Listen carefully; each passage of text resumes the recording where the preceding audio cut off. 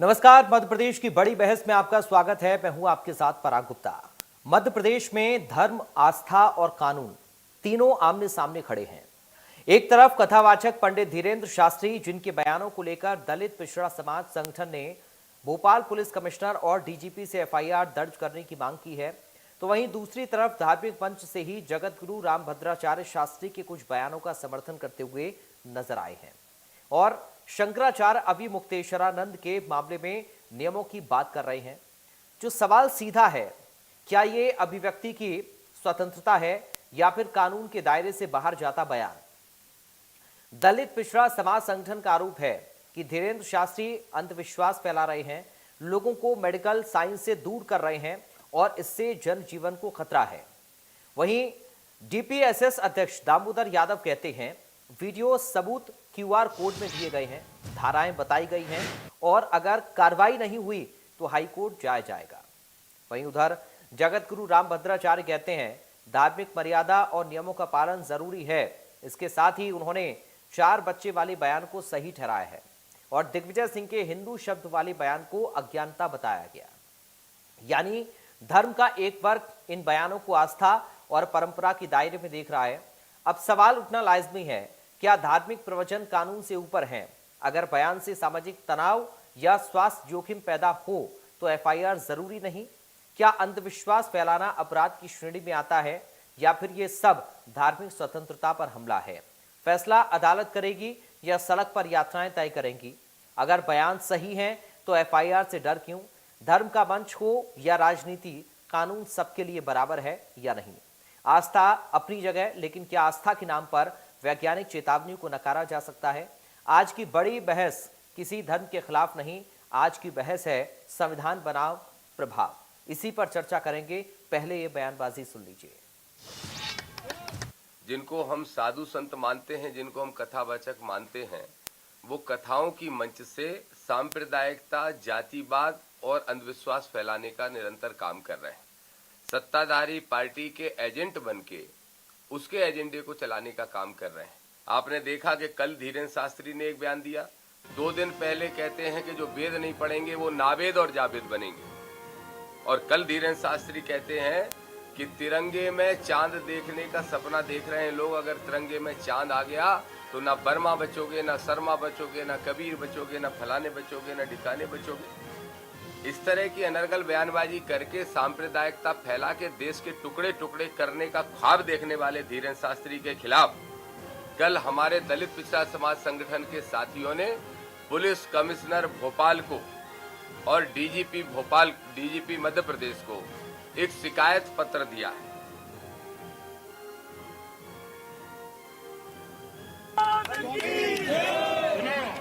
शंकराचार्य वो है जिसको बाकी 3 पीठ के शंकराचार्य कहें कि शंकराचार्य है, तो बाकी 3 पीठ में से 2 पीठ के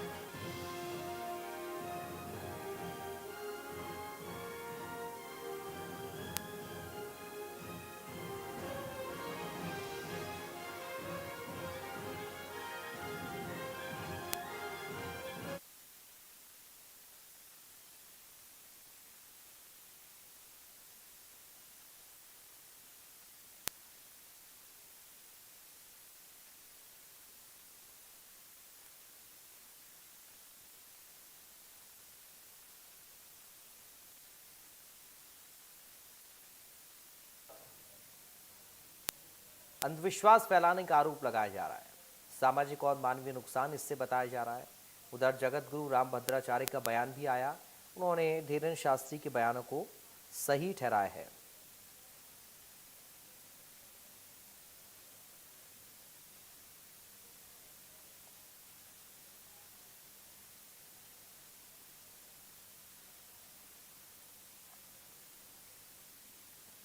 मध्य प्रदेश के डीजीपी और भोपाल पुलिस कमिश्नर से शिकायत दर्ज करने की मांग अब धीरेन्द्र शास्त्री पर की जा रही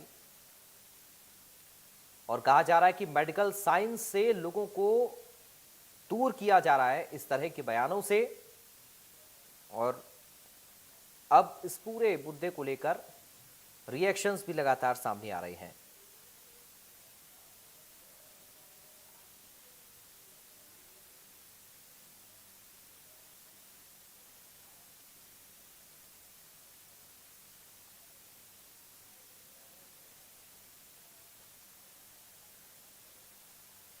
तो इससे पहले भी पंडित धीरेन्द्र शास्त्री के बयानों को लेकर अक्सर चर्चाएं होती रही हैं।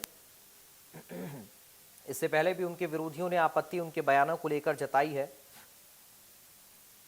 और एक बार फिर से अब धीरेन्द्र शास्त्री के बयान को लेकर जो पिछड़ा समाज है वो एफआईआर की मांग कर रहा है।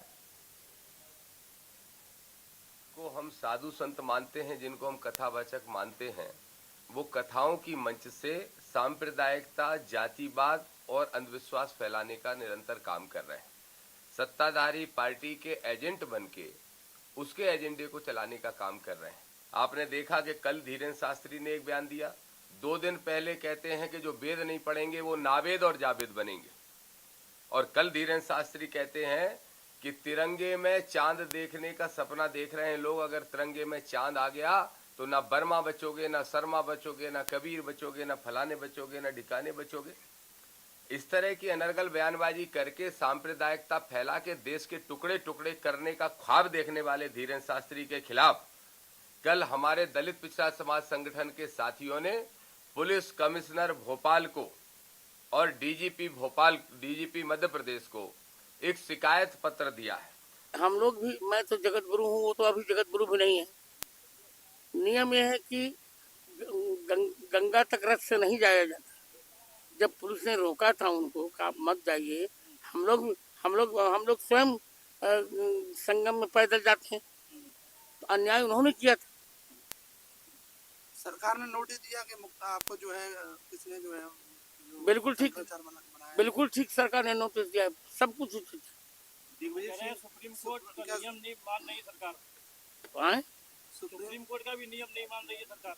सुप्रीम कोर्ट कहाँ नियम है? शंकराचार्य को लेके भी सवाल उठे हैं। अभी सुप्रीम कोर्ट ने शंकराचार्य उनको बनाया ही नहीं। मुख्य सवाल दूसरे शास्त्री जी कह रहे हैं कि 4 बच्चे होना अनिवार्य है, 2 घर के लिए, एक हिंदू राष्ट्र के लिए, एक आरएसएस के लिए। ठीक है, आगे चलिए। पूर्व मुख्यमंत्री दिग्विजय सिंह जी कह रहे हैं कि भारत के अंदर जो है हिंदू शब्द का उपयोग किया जाता है, हिंदू शब्द फारसी का है, भारत में कोई हिंदू है ही नहीं।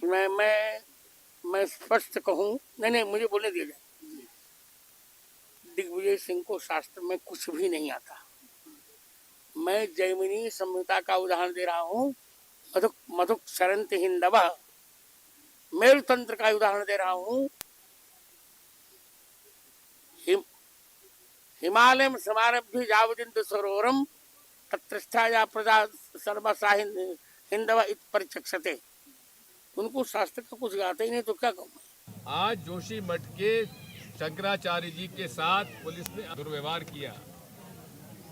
वो क्या चाहते थे?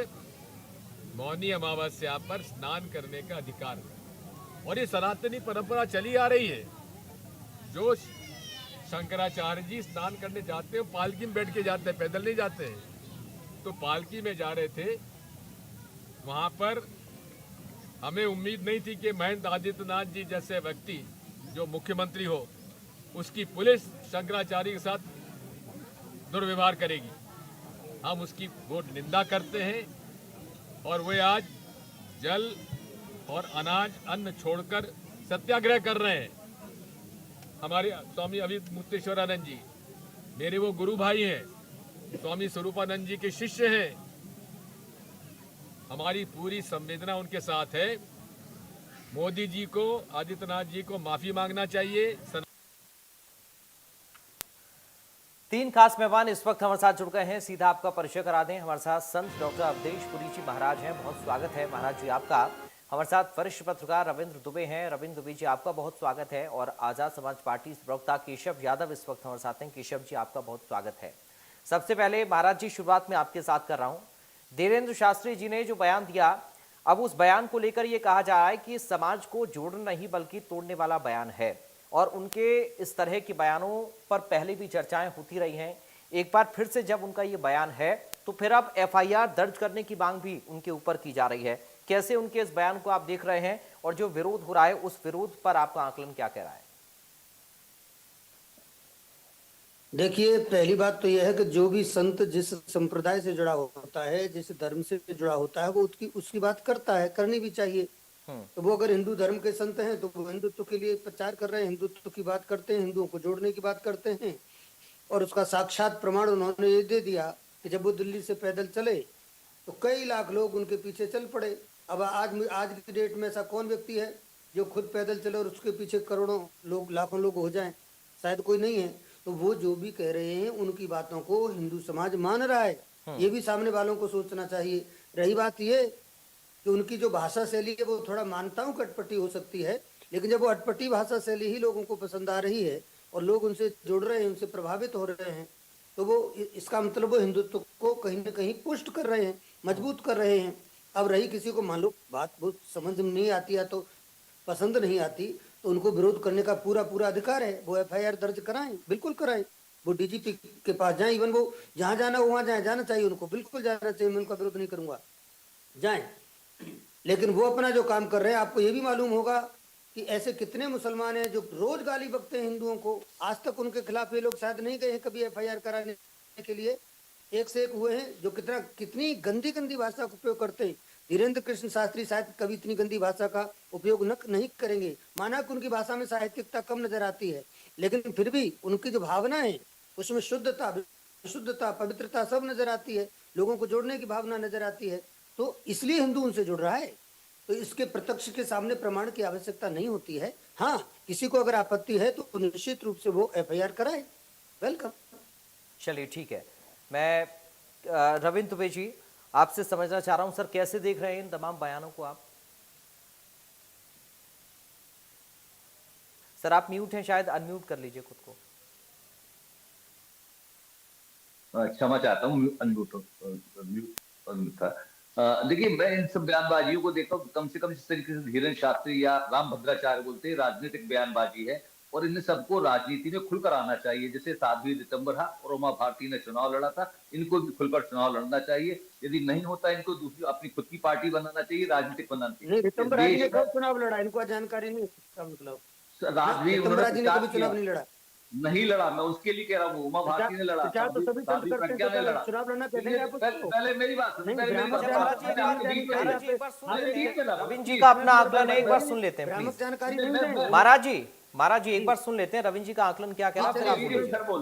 महाराज जी आप बोल लीजिए, फिर मैं बोल लीजिए, आप बोल लीजिए। रविंद्र जी आप बोलिए, अपनी बात रखिए, महाराज जी ने रखी। मेरा कहना है सारी बयानबाजी राजनीतिक है, और यदि राजनीतिक बयानबाजी करना है तो किसी दल से जुड़कर चुनाव की राजनीति में उतर पड़े। इससे धर्म संत का, हमारे हिंदुत्व का, सनातन धर्म का भला नहीं होने वाला है। जिस तरीके से बातें की जा रही हैं, जिस तरीके से बोला जा रहा है, इससे धर्म और जात में घाव पैदा हो रहा, तनाव पैदा। हमारा धर्म सनातन किसी धर्म से नफरत करना नहीं सिखाता, और उस यदि हमारे धर्म जो विचार बोले जा रहे हैं वो सिर्फ एक धर्म से नफरत के आधार पर तुम्हारा हिंदुत्व खड़ा हो रहा, इससे वोट की राजनीति हो रही है, वोट को मजबूत करने के लिए तमाम बातें की जा रही। रहा सवाल हमारे यहाँ का जो सनातन धर्म कहता है, हमारे मठ परंपरा, महामंडलेश्वर है और जगत गुरु है, यदि इन सबको जिस संस्था के द्वारा चुना जाता है या नियुक्त किया जाता है, उसके आधार पर यदि हिंदुत्व की बात कर रहे हैं तो हमें उसको बात को देना चाहिए कि सनातन धर्म कहाँ और कैसे आगे बढ़ेगा। इस बात देखिए, जो इनसे जुड़ जाता है वो उससे सहमत हो जाते हैं। यदि उनकी बात चुनाव वोट बनाने के लिए तैयार हो जाता वो हिंदू है, और यदि वो नहीं है, जरा सी भी धर्म में जो अनाचार हो रहा है, गलत बातें हो रही, कोई धर्माचार्य बातें बोलता है तो कई कांग्रेसी संत हो जाता है, कई समाजवादी संत हो जाता है, कई वामपंथी विचारधारा का हो जाता है। ये कैसा होगा? आप कहो, खुद कहते हो बटोगे तो कटोगे, और खुद गेरुआ वस्त्र धारण जो हमारे मठ परंपरा है, उसके शंकराचार्य हैं जिनके साथ गलत हो रहा, एक व्यक्ति नहीं बोलने वाला। आप किसी की केश को पकड़ के, चोटी को पकड़ के घसीट रहे हो, ये कहाँ की परंपरा है? आप बताइए, किसी सिख की टोपी उछाल दीजिए, आप बोलिए, करके देखिए, किसी मुसलमान की दाढ़ी पकड़ के खींच के देखिए, आप किसी ईसाई का क्रॉस तोड़ के देखिए। और ये कैसे हिंदू है भाई? जो एक हिंदू धर्माचार्य के साथ, उसके बटकों के साथ ऐसा हो रहा है, तो तमाम लोग उनका वो विरोध कर रहे हैं। यानी अभी उनको कांग्रेसी संत कहने लगेंगे, वामपंथी संत कहने लगेंगे, जबकि उन्होंने खुद बोला कि वो विद्यार्थी परिषद के सदस्य रहे। सबको पता है विद्यार्थी परिषद से पढ़ के इधर तक आए हुए हैं। तो कैसी बातें हो रही, किस तरीके की बातें कर रहे हैं? ये कैसा हिंदू तो खड़ा करना चाहते हैं क्या? ये हम इस तरीके से नहीं जा रहे हैं जिस तरीके से ईरान में हो रहा था। भाई, धार्मिक कट्टरता का विरोध होना चाहिए ना, किसी भी तरह की समाज में कट्टरता आ रही है उसका विरोध होना चाहिए ना, तमाम लोगों को मान्यता की बात करना चाहिए ना। और धर्म, हमारे धर्म में कहाँ लिखा है किसी तरह की कट्टरता होना? ये बताएं महाराज जी, बताएं। ठीक है, मैं आऊंगा आप दोनों के पास, रविंद्र जी आपके पास भी, महाराज जी आपके पास भी। केशव यादव जी हमारे साथ जुड़े हैं। केशव जी, ठीक है, मैं आऊंगा महाराज जी आपके पास। केशव यादव जी, कैसे देखें, अब एफआईआर की मांग कर रहे हैं लोग, आपका क्या इस पर ओपिनियन है? धीरेन्द्र शास्त्री के बयान को लेकर एक बार फिर से क्यों इतनी गहमा-गहमी हो रही है? देखिए, ये नया नहीं है। धीरेन्द्र शास्त्री लगातार अपनी मंचों से सांप्रदायिक सद्भाव बिगाड़ करके वर्ग संघर्ष कराना चाहते हैं, जातिवाद करते हैं, सांप्रदायिकता फैलाना चाहते हैं। आडंबर पाखंड के दम पर स्वास्थ्य लाभ ले रहे लोगों को अपनी कथा मंचों से कहते हैं कि चौथे स्टेज का कैंसर ठीक हो जाएगा, आप गौमूत्र और हल्दी मिलाकर पीजिए। फिर जब उनको खुद को समस्या आती है, खुद को बुखार भी आ जाता है, तो थर्मामीटर लगा करके साइंस द्वारा जो दवाइयां दी जाती हैं उनका उपयोग करते हैं। लगातार धीरेन्द्र शास्त्री का एक ही काम है कि लोगों को मिसगाइड करना, लोगों को इस तरह से अपनी तरफ प्रभावित करना, और उसके कारण मौतें भी हो रही हैं। मैंने एक जो कल आवेदन दिया उसमें कोट किया है, और वो वीडियो भी सारे के सारे डीजीपी मध्य प्रदेश और कमिश्नर भोपाल को दिए हैं, जिसमें वो कह रहे हैं कि आप आइए, सारी बीमारियों की गारंटी हमारे यहाँ है। एक महिला जिसका रोज डायलिसिस होता है, उसका कोई परिजन वहां पर पहुंच जाता है उनके पीठ पर या उनके दरबार में, तो वो बोलते हैं कि आप इनको लगातार इतने इतने दिन दरबार लाइए तो ये ठीक हो जाएंगी। क्या ये ठीक है? ये जो भी कृत्य वो कर रहे हैं, ये सारे के सारे गैर कानूनी कृत्य हैं।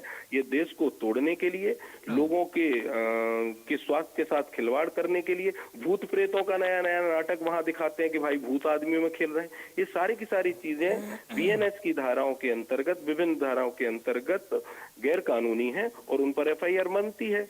इसीलिए आजाद समाज पार्टी, दलित पिछड़ा समाज संगठन, दोनों लोग, हम लोग संविधानवादी लोग हैं, हम लोग विज्ञान को मानने वाले लोग हैं, उन पर एफआईआर की मांग कर रहे हैं। ठीक है, महाराज जी आप अपनी बात रखिए, आप क्या कहना चाह रहे थे, बोलिए। जी, मैं ये कहना चाह रहा था कि ये धीरेन्द्र कृष्ण शास्त्री जी जो कर रहे हैं, क्या जिन संप्रदायों का ये समर्थन कर रहे हैं उन संप्रदायों में सब नहीं होता है क्या एक बार परीक्षा नहीं, 1000 बार उनकी परीक्षा नहीं ले ली गई? क्या मुसलमानों में ऐसा नहीं होता? क्या ईसाइयों में ऐसा नहीं होता? या और भी कोई बात करें, सब में होता है, किस में नहीं होता? हम ऐसा थोड़ी कह सकते हैं कि यही कर रहे हैं। अगर उनकी विचारधारा, अगर उनके कार्य कानून के विरुद्ध में जा रहे हैं तो कानून अपना काम करे। कानून के हाथ किसने बांध रखे हैं? किसी ने नहीं बांधे हैं। आपको एफआईआर करानी, आप प्रेम से कराइए, स्वागत है, वेलकम। लेकिन ये कहना कि ये बिल्कुल बांटने की बात कर रहे हैं, बांटने की बात नहीं भैया, बांटने और काटने की बात तो पहले हो चुकी है। हिस्ट्री को पढ़ें जरा, विज्ञान भी समझ में आ जाएगी और आपको धर्म भी समझ में आ जाएगा कि कैसे चोटी के लिए बच्चों को दीवार में चिनवाया गया था, वो भी समझ में आ जाएगा। और कैसे शीशगंज आज भी बना हुआ है दिल्ली में, उसकी हिस्ट्री क्या है जरा वो पढ़ लें। और करोड़ों करोड़ों हिंदुओं के क्विंटलों में जनेऊ तोल करके कैसे पंडितों की गर्दनें उतारी जाती हैं, वो भी हिस्ट्री पढ़ लें, तब विज्ञान की बात करें।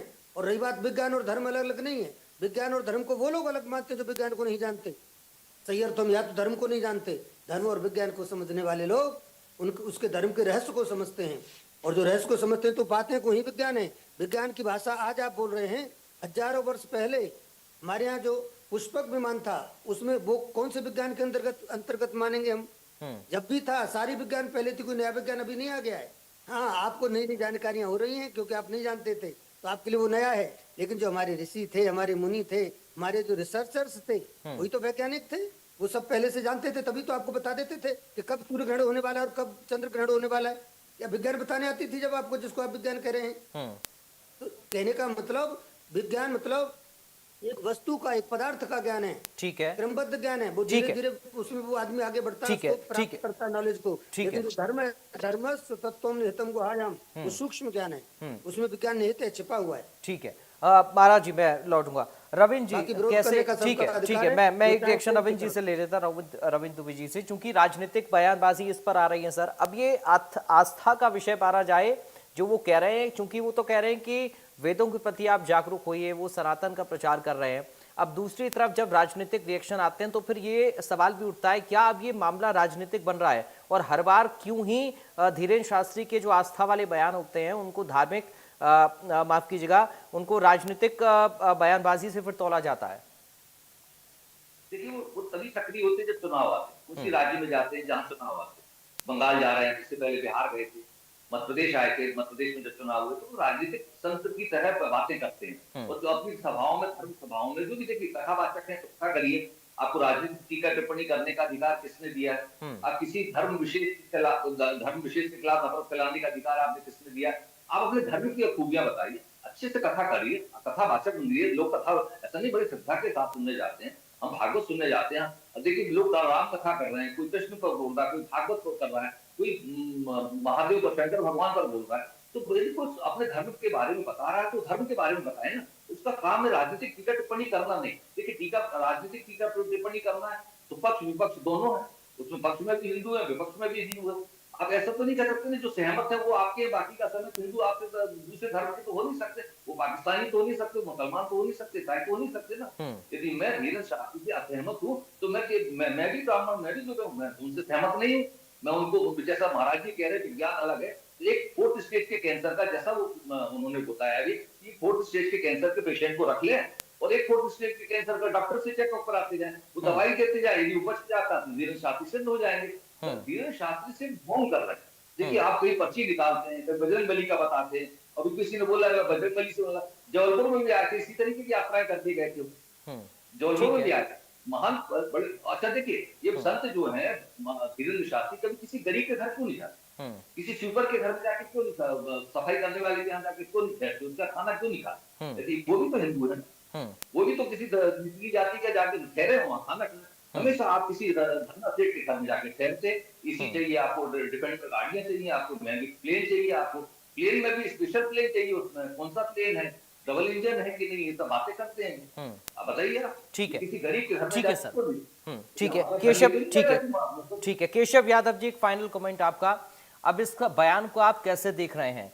क्या आप ये मानते हैं कि ये जो एक सामाजिक जिम्मेदारी होती है, ये उस जिम्मेदारी को बयान नहीं निभाता एक इतने बड़े संत होने के नाते, या फिर अभिव्यक्ति की आज़ादी है इस वजह से अक्सर वो इस तरीके का बयान देते हैं? आपका मानना क्या है इस पर केशव यादव जी? देखिए पराग जी, स्पष्ट बात ये है कि वो कोई संत है नहीं, कोई बाबा है नहीं, वो सत्ता के द्वारा संरक्षित, ऐसा माहौल सत्ता के द्वारा संरक्षित ऐसे व्यक्ति हैं जिनका काम कैसे भी करके पूरा प्रचार प्रसार करके भारतीय जनता पार्टी के पक्ष में माहौल बनाना है। और जैसा कि वैसे मुझे क्लियर ऑडियो नहीं आ रहा था, पर शायद कोई वक्ता बोल रहे थे कि वेदों में भी ऐसा होता था, वेदों को जाने। भाई हम वेदों को जानने के लिए तैयार हैं, वेद हम भी जानते हैं, आप भी जानते हो।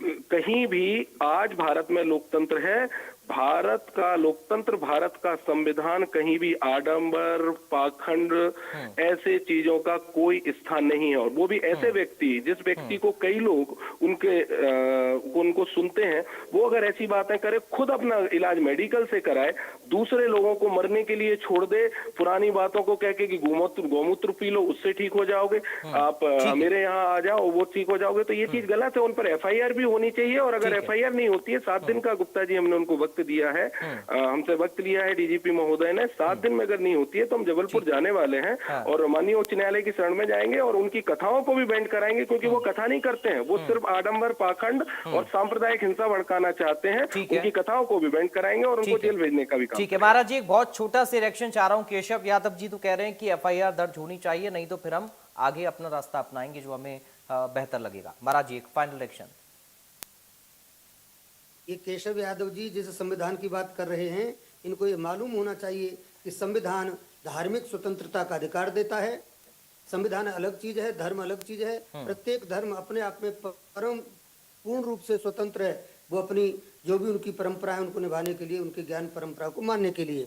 रही बात FIR की, तो हमने पहले वेलकम कर दिया, एक बार नहीं 1000 बार FIR कराएं, स्वागत है। ठीक है, कानून का जो अपना पक्षों का कानून अपना काम करेगा। चलिए, समय चूंकि मुझे इतनी इजाजत दे रहा है, बहुत धन्यवाद करूंगा महाराज जी आपका, रविंद्र दुबे जी आपका और केशव यादव जी आपका बहुत शुक्रिया आज की चर्चा का हिस्सा बनने के लिए।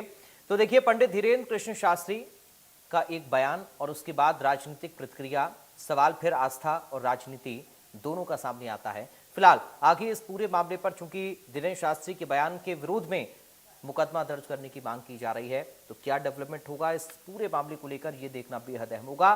फिलहाल बड़ी बहस से अभी के लिए मुझे दीजिए इजाजत, बाकी खबरों के लिए आप बने रहिए।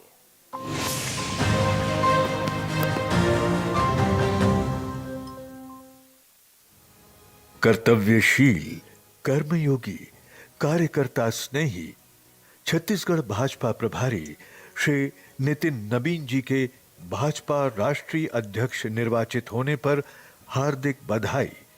विनीत समस्त भाजपा कार्यकर्ता छत्तीसगढ़। अब आया असली स्वाद। अब आया स्वाद। जब स्वाद के पड़े हो लाले तो MDH का चंकी चाट मसाला डालें। MDH का चंकी चाट मसाला। MDH। सस्ते वाले दाल मसाले स्वाद हुआ बेकार। MDH की हल्दी मिर्ची धनिया करे कमाल। ये रंग दे, ये खुशबू दे, ये तीखा, ये कम पड़े। क्या निराला MDH मसाला।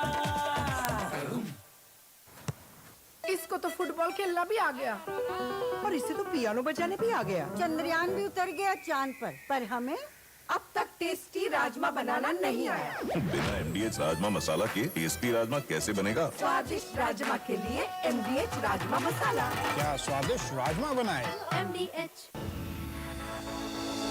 23 से 25 जनवरी तक नवा रायपुर के पुरखौती मुक्तांगन में आयोजित होने जा रहा है देश के जाने माने साहित्यकार, कवि और विचारकों का संगम, रायपुर साहित्य उत्सव, जहां आयोजित होंगे परिचर्चा सत्र, लेखन कार्यशालाएं और सांस्कृतिक कार्यक्रम। रजिस्ट्रेशन